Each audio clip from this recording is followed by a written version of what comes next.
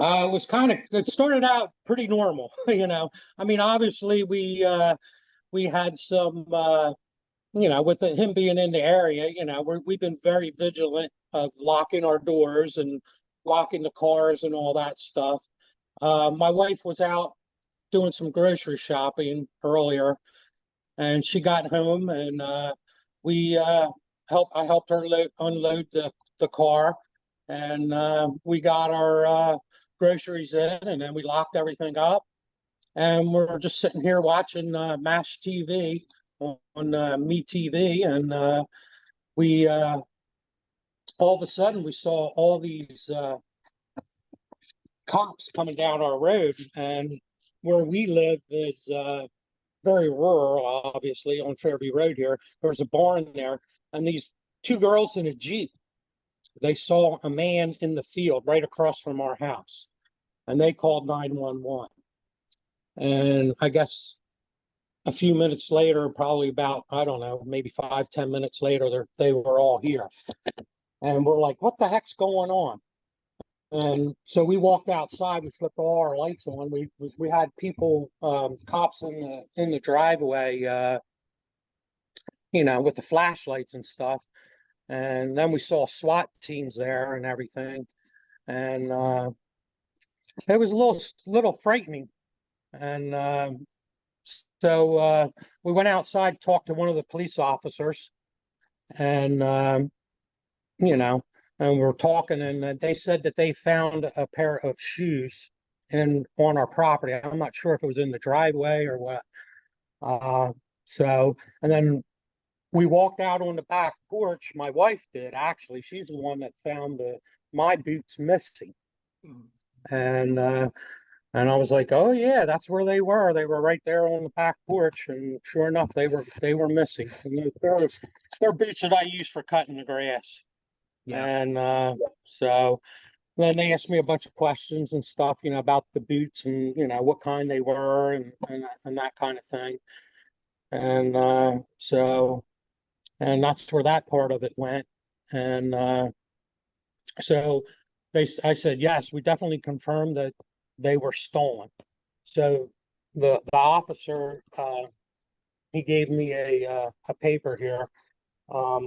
It's an investigation report thing, and police report saying, about the theft.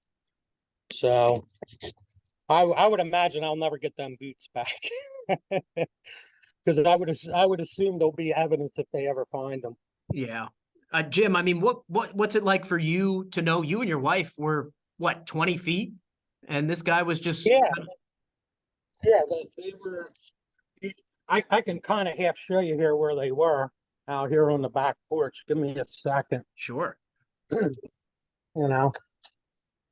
my mess on the back porch here. They would be right down there where that chair was, right there. And that's where I keep them, and then I go in the house because she won't let me have them in there, obviously. So, and yeah, so they were looking around here quite a bit, and then there was another officer that came in a little later, to confirm everything, and so we had a very interesting night. It was very sleepless, but the officer told us that they would probably be around, which they were all night long. We had at least two cops, one in the driveway, and at least one or two of them on the road down there, probably all night long. When we got up this morning, they were still there. Yeah, and they're obviously there now, because I guess they have everything shut down around us, so we can't even get out. Yeah. I mean, how scary is that to know that he was just a couple feet away from you, and really you guys were none the wiser?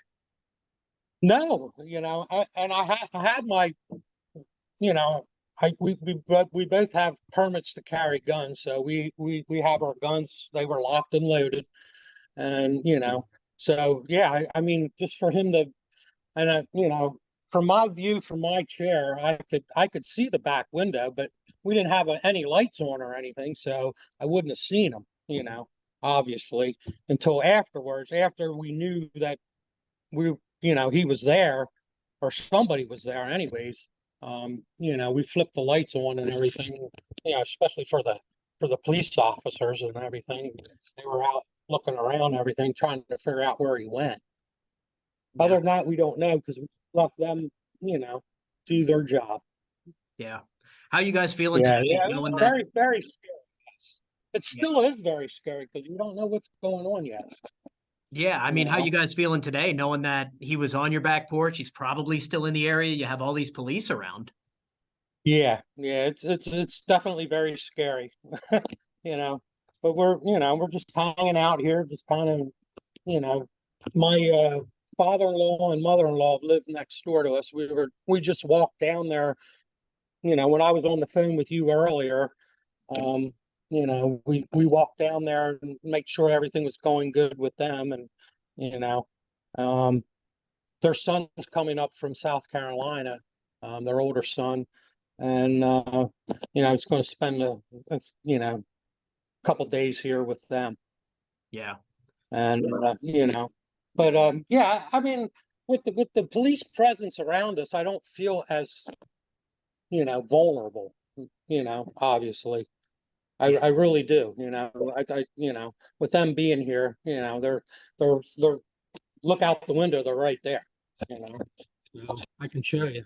Sure. You know, we have one.